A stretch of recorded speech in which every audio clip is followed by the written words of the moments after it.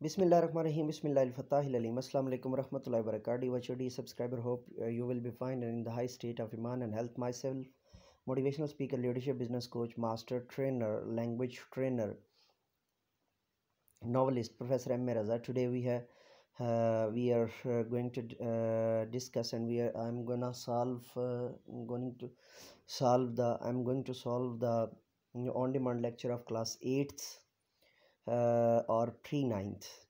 SNC Single National Curriculum, Tolerance of the Rasulullah, Khatamun Nabiyyin sallallahu alaihi wa alihi wasallam. Learning outcomes. अच्छा, tolerance, सब्र और तहम्मुल दोनों भी इसके अंदर आ सकते हैं, और जो है वो खाली सब्र भी इसके अंदर जो है वो लाया जा सकता है। लेकिन ज़्यादा खूबसूरत है कि सब्र और तहम्मुल हमारे यहाँ एक मुरक्कब लफ्ज़ बोला जाता है, तो रसूलुल्लाह सल्लल्लाहु अलैहि वसल्लम के लिए ये अगर बोला जाए तो ज़्यादा खूबसूरत है। लर्निंग आउटकम्स क्या हैं जी? आफ्टर कम्प्लीटिंग दिस यूनिट, इस यूनिट को मुकम्मल करने के बाद स्टूडेंट विल बी एबल, बच्चे इस काबिल हो जाएंगे to demonstrate attentive listening, demonstrate मुज़ाहरा कर सकें अटेंटिव लिसनिंग। अटेंटिव लिसनिंग का मैंने जो है ना वो आफाक के जो आपको करवाए हुए हैं ना, लाइक आफाक इकबाल सीरीज़ की इंग्लिश या आफाक सन सीरीज़ की इंग्लिश या ऑक्सफोर्ड की जो है ना वो 4 और 5th क्लास की इंग्लिश, तो उसके अंदर मैंने डिटेल से आपको ये बताया था कि जब आप बच्चे को क्रॉस क्वेश्चनिंग किसी अंदाज से करें ना, फॉर एग्जांपल आप टेक्स्ट के ऊपर कोई क्रॉस क्वेश्चनिंग करते हैं और बच्चा कहता है मैम ये तो नहीं है, तो इसका मतलब ये है कि वो अटेंटिव है और बी अटेंटिव बैठा हुआ है।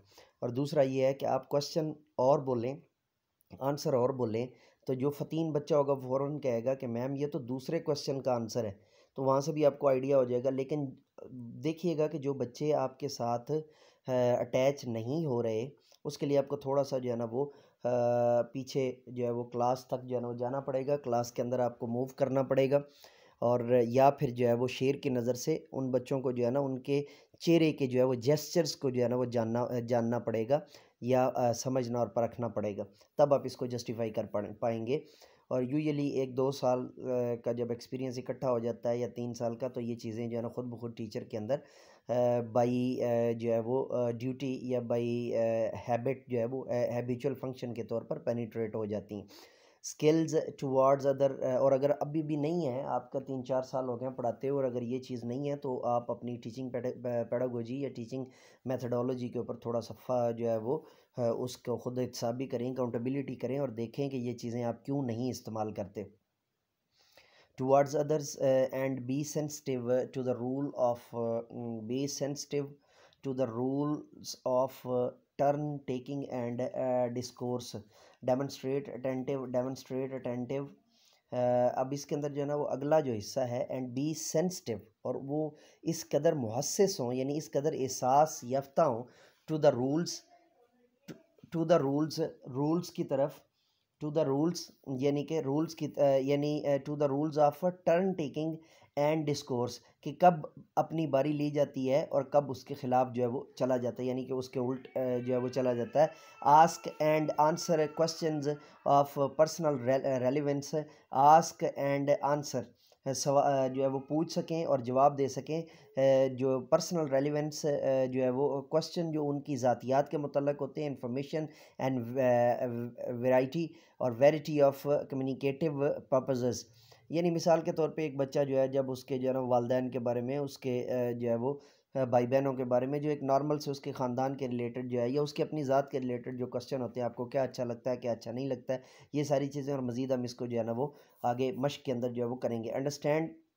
Demonstrate understanding of a familiar word, demonstrate and understanding of familiar word, यानी जो उनसे उनके साथ जो यानी फेमिलियर का मतलब होता है पहचान, जो पहले से पहचान याफ्ता जो अल्फाज हैं, वो वर्ड पैटर्न्स हैं, है यूजिंग नॉलेज ऑफ सेलेबल्स, और सेलेबल्स के वर्ड को जो है ना जानने के लिए, इसके लिए आपको थोड़ी सी जो है ना वो हिम्मत करनी पड़ेगी। जो मेरे आफाक इकबाल सीरीज़ इंग्लिश और आफाक सन सीरीज़ इंग्लिश या ऑक्सफोर्ड इंग्लिश के जो लेक्चर्स हैं ना क्लास 5th 6th या 4th के, उसके अंदर मैंने बहुत तफसील से जो है वो ये करवाए हुए हैं।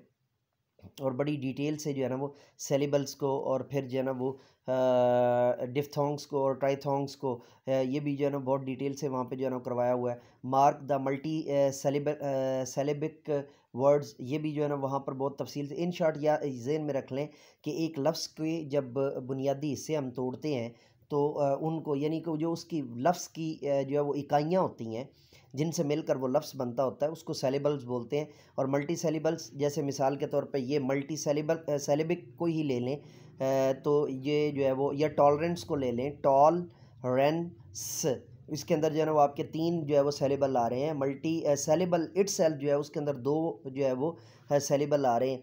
ठीक है, तो इन शॉर्ट वर्ड की वो इकाई कि जिसके ज़रिए से हम लफ्ज़ को जो है वो प्रॉपर तरीके से जो है वाज़े अंदाज में तोड़ सकें और उसकी प्रोनंसिएशन भी वाज़े अंदाज में कर सकें, उसको सेलेबल जो है वो कहते होते हैं। इन सेंटेंस किसी जुमले के अंदर टू डिकोड देम, कि उन लफ्ज़ों को जो है वो या उन जुमलों को प्रॉपर तरीके से डिकोड कर सकें। यानी डिकोड का मतलब ये होता है कि उनका यहाँ पे माना ये बनेगा, वैसे ये ग्रामेटिक कहने लगा था, ये जो है वो कंप्यूटर की एक टर्म है। यहाँ पे इसका मतलब ये, पार्डन मी, यहाँ पे इसका मतलब ये बनेगा कि वो उसका फ़हम हासिल कर सके, देम उनको आ सके प्रोनाउंस, उसकी जो है ना अदायगी अल्फाज कर सकें करेक्टली दुरुस्त अंदाज से, and also read unfamiliar sentences, और जो अनफेमिलियर सेंटेंसेस हैं उनको रीड कर सकें। पैटर्न्स को फ्लुएंटली जो है बहुत जो है वो तेज़ी से और या जो है वो यानी फ्लुएंटली, तेज़ी भी ठीक ही है। बेसिकली ये होता है कि दुरुस्त अदायगी और भरपूर अदायगी विद प्रॉपर स्ट्रेस, जो एक प्रॉपर जो इंटोनेशन की या जो स्ट्रेस होती है उसके एतबार से, यानी कौन से सेलिबल पे कितना ज़ोर लगाना है। ठीक है, जैसे उर्दू का लफ्ज़ है ना बैनुल अक़वामी, अब आपने हर सेलिबल के ऊपर यानी उसके लफ्ज़ के हर टुकड़े के ऊपर कितना ज़ोर लगाया है, ये स्ट्रेस होता है। ठीक है, और किस अंदाज से होता है इंग्लिश के अंदर मैं आगे डिटेल से आपको करवाऊंगा, उर्दू में मिसाल इसलिए दी ताकि आपको जल्दी समझ में आ जाए। तो guess the meaning of the word, इसी तरह जो है ना वो वर्ड का जो यानी हरूफ के जो माना होते हैं, यानी मुश्किल अल्फाज के जो मानी होते हैं वो गेस कर सकें, यानी उनका जो है वो तखमीना लगा सकें। कंपेयर विद द डिक्शनरी से जो है ना कंपेयर करते हुए, मीनिंग टू अंडरस्टैंड, उसको जो है ना वो समझ भी सकें। द कॉन्टेक्सचुअल मीनिंग, के उसके अंदर जो है जो मतनी जो माना है वो क्या बनता है, सॉरी टेक्सचुअल होता तो मतनी, कॉन्टेक्सचुअल यानी ये भी मतन के करीब करीब ही हम इसको कर सकते हैं। और कनोटेटिव और डिनोटेटिव होता तो फिर हम इसको जो है ना वो करते कि इसका जो है ना वो मिलता जुलता करीब करीब कौन सा माना जो है ना वो इसके साथ हम लगा सकते हैं।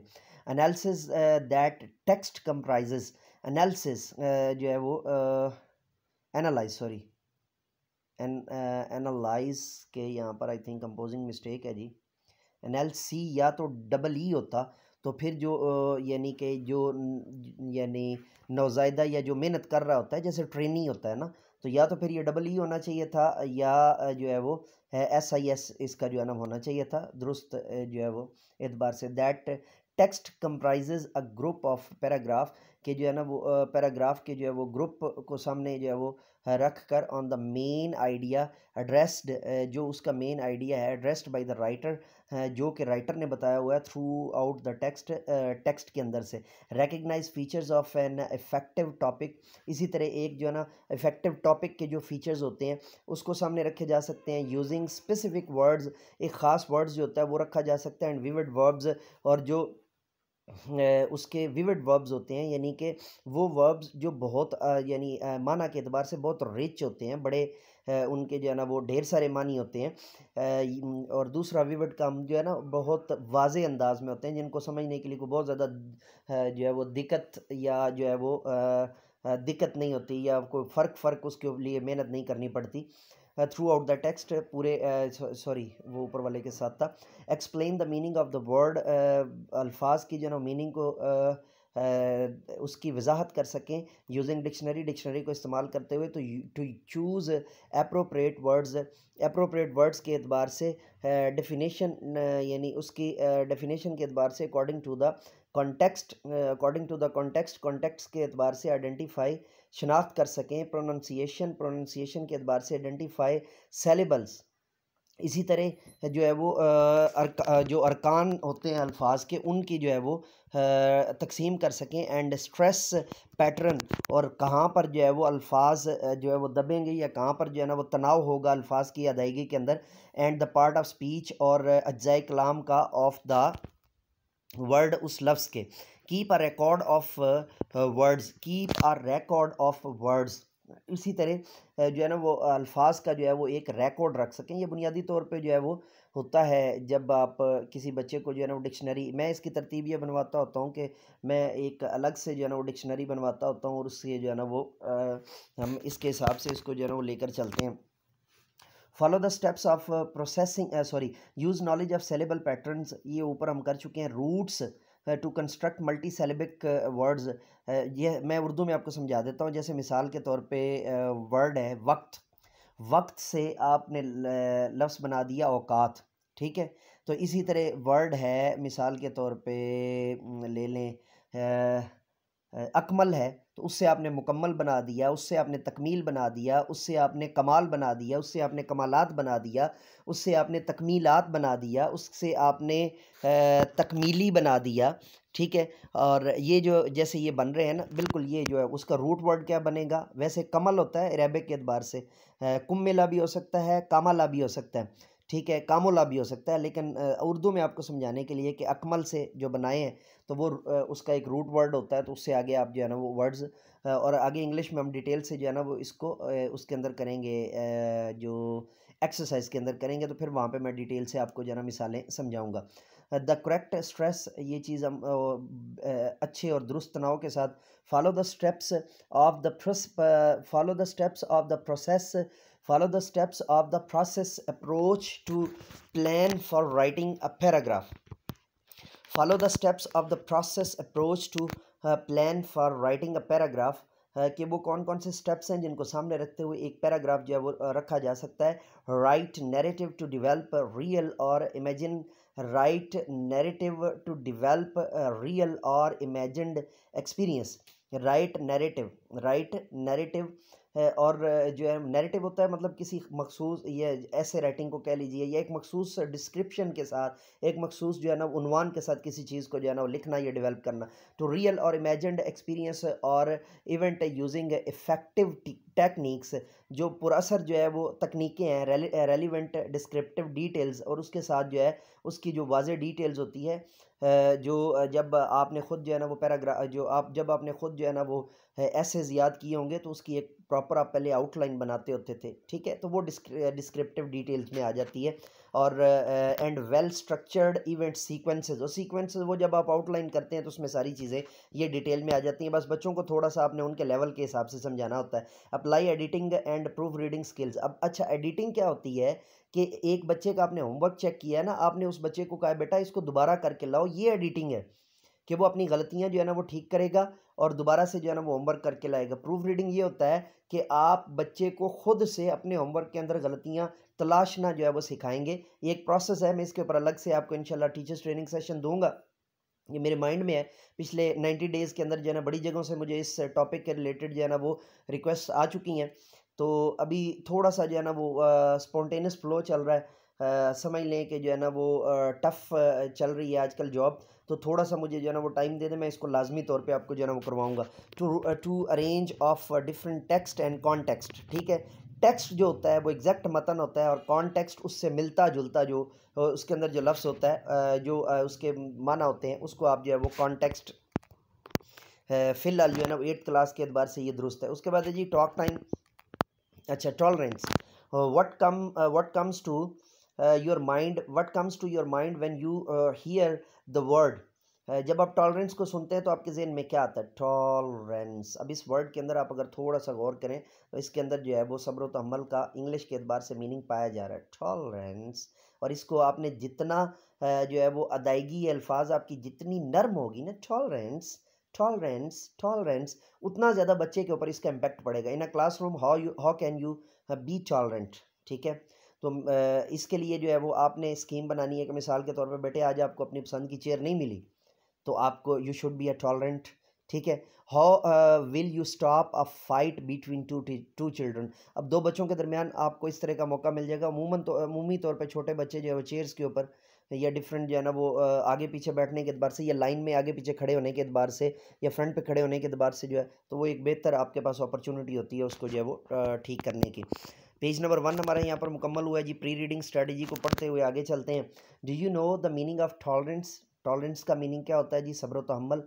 और इंग्लिश के अंदर करेंगे तो to be tolerant, to be act of patience भी आप कर सकते हैं इसकी जगह पे, ठीक है, लेकिन वो कॉन्टेक्स्ट में चला जाएगा। But can you recall an incident, can you recall an incident of tolerance from the life of रसूलुल्लाह।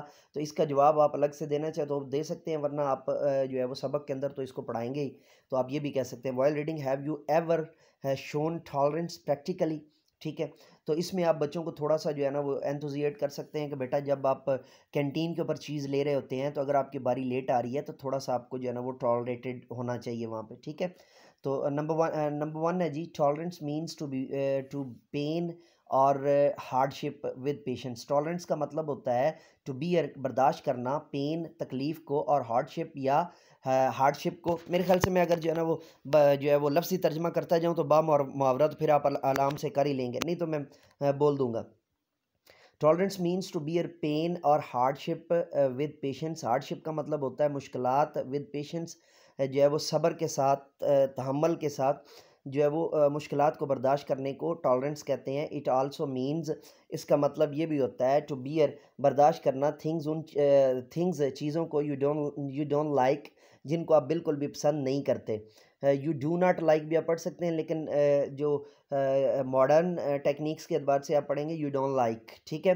फॉर एग्जांपल, मिसाल के तौर पर when you are in a position, जब आप किसी जो है ना वो ओहदा या रुतबा के ऊपर होते हैं, टू टेक रिवेंज, या हालत के ऊपर होते हैं जो है वो बदला लेने की, जब आप बदला लेने की सतह पर होते हैं, हालत पर होते हैं, रुतबा पर होते हैं, but you don't do so, आप बिल्कुल भी ऐसा नहीं करते, यू आर डिस्प्लेइंग टॉलरेंस, तो आप वाकई जो है वो सब्र तहम्मुल का जो है वो मुजाहरा कर रहे हैं। द ग्रेटेस्ट टॉलरेंस, जो सबसे बड़ी जो टॉलरेंस होती है वाज प्रैक्टिस्ड, जो सबसे बड़ा सब्र तहम्मुल का मुजाहरा था वो रसूलुल्लाह सल्लल्लाहु अलैहि वसल्लम की तरफ से किया गया, रसूलुल्लाह सल्लल्लाहु अलैहि वसल्लम की तरफ से किया गया। अब पॉइंट 2 यानी हमारा जो है वो पैराग्राफ 2 जो है वो आ रहा है, द रसूलुल्लाह सल्लल्लाहु अलैहि वसल्लम is a model of tolerance.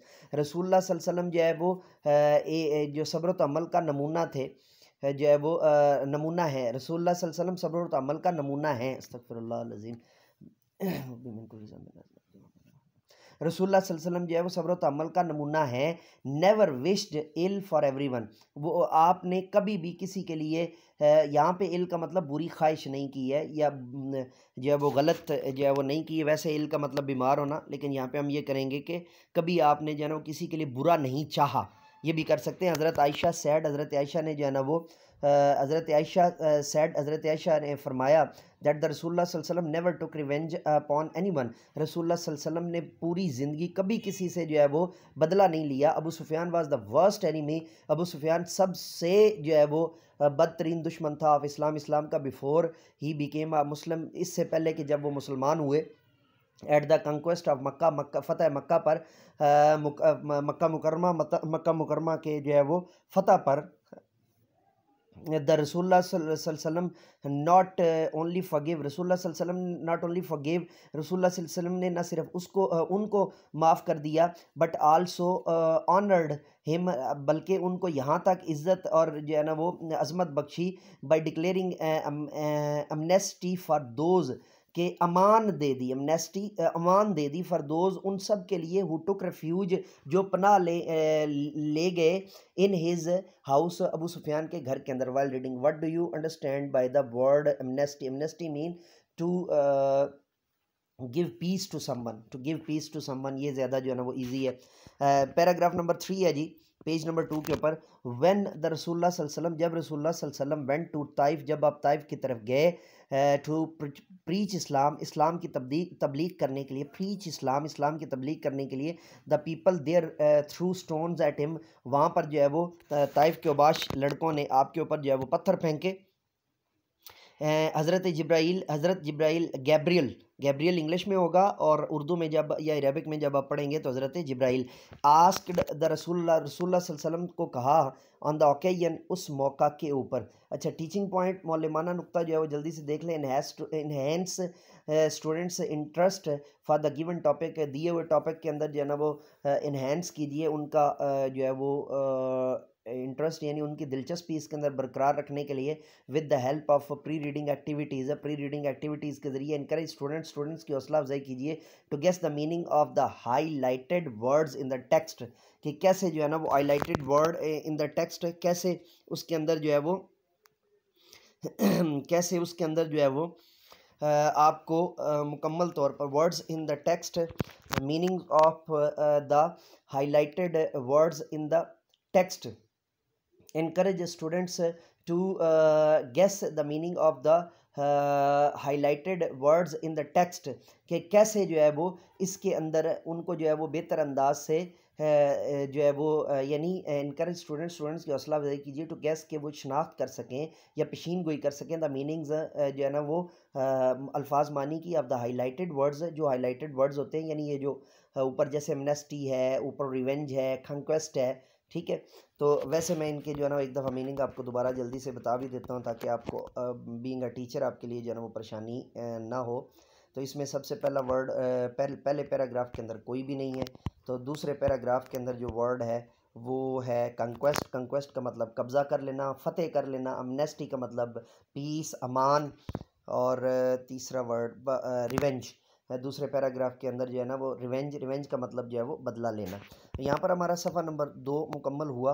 तो इजाज़त दीजिए, नए जो है वो लेक्चर के साथ दोबारा आपकी खिदमत में हाज़िर होंगे। लेक्चरिंग लेंथ काफ़ी लंबी हो रही है। मेंटोर इंग्लिश से प्रोफेसर एम ए रज़ा को इजाज़त दीजिए। अगर आप 8वीं क्लास के उर्दू लेक्चर्स को तलाश रहे हैं या उसके मुतलाशी हैं तो मुर्शिद उर्दू प्रोफेसर एम ए रज़ा को जो है वो सब्सक्राइब कर लीजिए और बेल के आइकन को ऑल पर प्रेस कर लीजिए। और अगर आप जो है वो अरेबिक के जो है ना लेक्चर्स के मुतलाशी हैं तो मेंटोर अरेबिक, और अगर आप टर्किश सीखना चाहते हैं तो मेंटोर टर्किश हमारा चैनल है। और इसके अलावा जो है वो छोटे बच्चों के लिए जो है वो उनको बग़ैर म्यूज़िक के जो वो चीज़ें सिखाने के लिए हमारा चैनल है किड्स ग्लोबल किड्स सर्कस, और किड्स सर्कस उसका जो है ना हैंडल है। तो उम्मीद वासिक है कि आप लाजमी सब्सक्राइब करेंगे और बेल के आइकन को ऑल पर प्रेस करेंगे। इजाज़त दीजिए, मेरे साथ मिल करके ये इंसानियत की बेहतरी के लिए, तालीम और तरबियत के लिए एक कदम और। Let me go now and say with me, do something more for humanity, do something more for knowledge and practices. Have a good day.